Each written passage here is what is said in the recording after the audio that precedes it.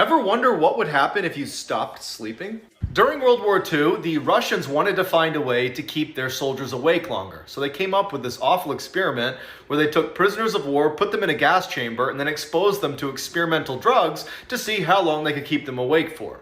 Initially, the drugs seemed great. The first 4 days, the subjects were agitated, but were normal. By day 5, they stopped interacting with each other and began acting extremely paranoid. On day 9, one of the subjects screamed for so long that he tore his vocal cord. On day 14, they started eating themselves. When they turned off the gas on day 15, all of the subjects began screaming in pain, begging for them to turn the gas back on. When they didn't, they all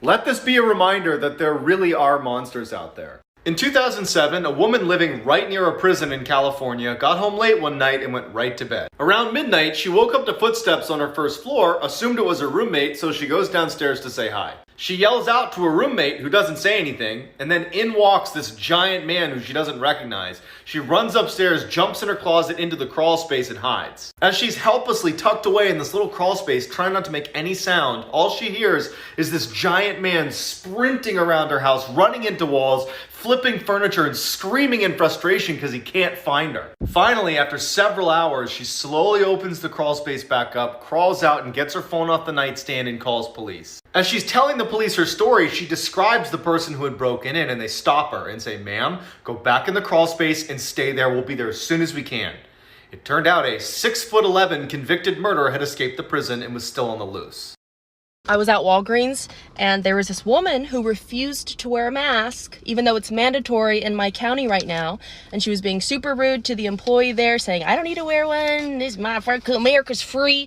And so another lady in the store comes up and starts spraying the signature Bath and Body Works scent, warm vanilla sugar, all over her face. And was like, "Bitch, I bet you wish you were wearing a mask now." And it was crazy. But you know what? I'd do it again. This is why you should never live next to crazy people. In 2015, a girl who was totally fed up with her noisy neighbors finally worked up the courage to go over there and tell them to be quiet. She knocks on the door and out walks this insane looking old woman who just starts hissing at her. And she doesn't stop hissing at her until the girl finally just leaves. She considers calling the police, but ultimately just goes back to her room and goes to bed. But she wakes up a couple hours later when she hears that same hissing sound. Her first thought is there's no way this can be my neighbor because she had her door locked. But then she notices there's a big lump right next to her in her bed, and she reaches over to check who it is. Her crazy neighbor leaps out of bed and runs into the closet.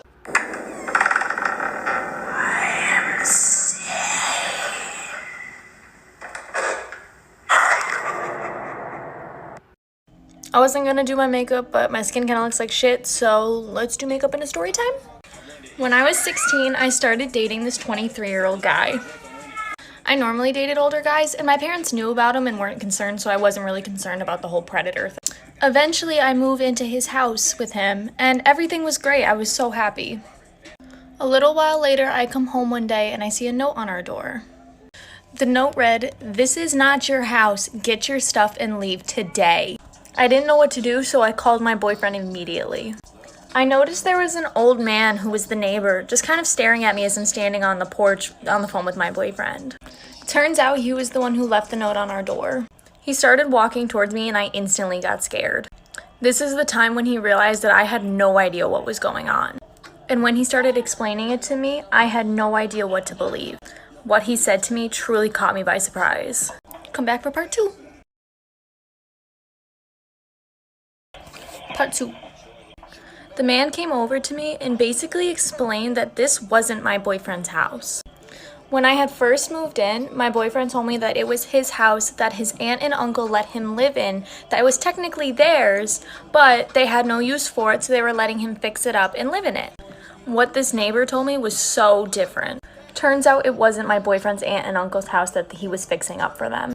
Turns out it was an older couple's house who'd been moved to a nursing facility, so they didn't live there anymore and no one was there to take care of the house, which is why it looked so run down. My boyfriend knew this and found a way to get in and convinced me that it was his house. Turns out we were squatters. If you don't know what a squatter is, basically it's just someone who lives in your house.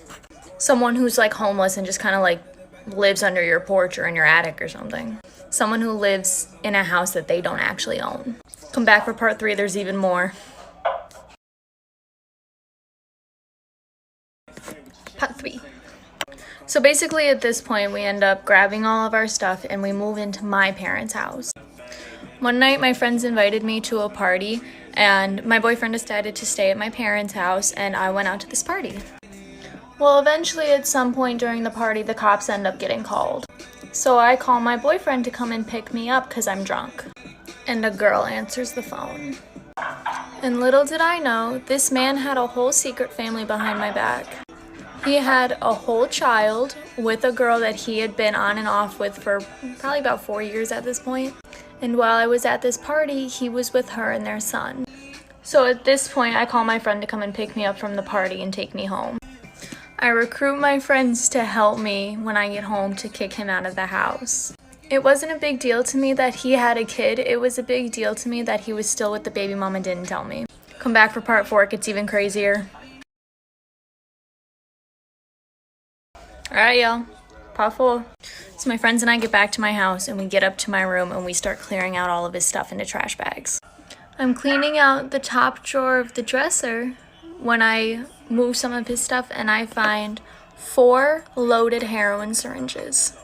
I'm so shocked and so disgusted and taken aback. I never knew this man struggled with drug addiction. And to bring it into my house and hide it and not tell me is where I drew the line.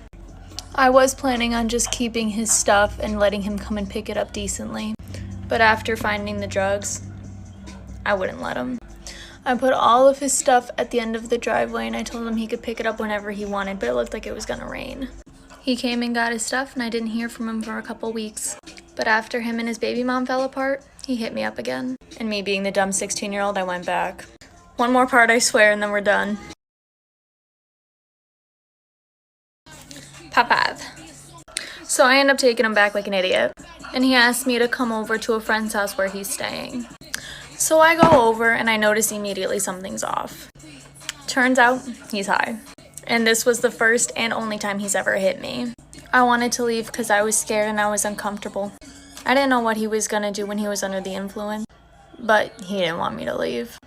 He said he was in the midst of like a panic attack or something and he needed me to ground him. We got in a huge disagreement and that's when he did it. This is what I left with. Some more minor details went down after that, but I haven't talked to him since. Please understand that if you're 16 years old and a guy who's in his mid-20s is interested in you, it's not because you're mature.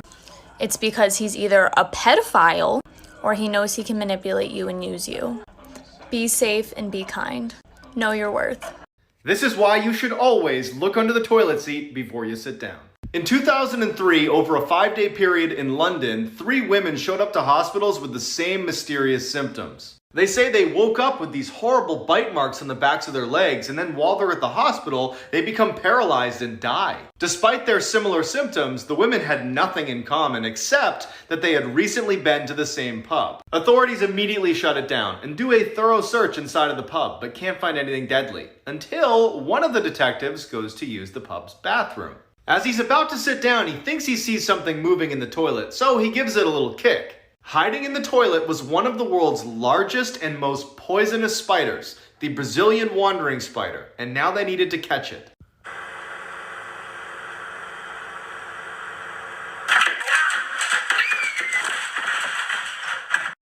Be careful what you put in your body.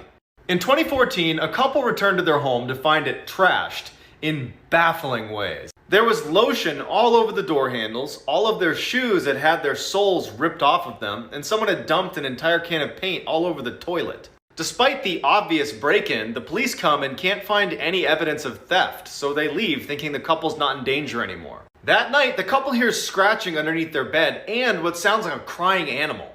Not wanting to find out what it was, they leave and call the cops, who come right back and start investigating the house, and they make a startling discovery in their bedroom.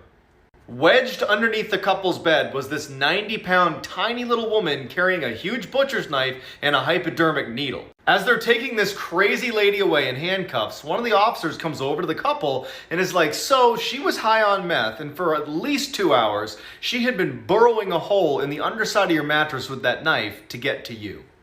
No one would believe this story if there wasn't a video.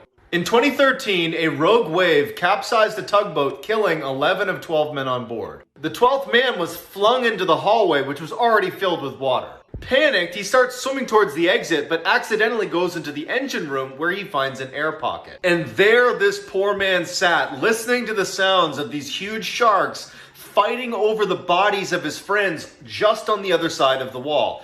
Total darkness, no food or water 100 feet below the surface. 3 days later, one of the divers that was sent down there to retrieve their bodies sees a hand. Found one, yeah? He's alive, he's alive. He's alive. Okay. All right. Harrison O'Keen survived the ordeal and plans on writing a book.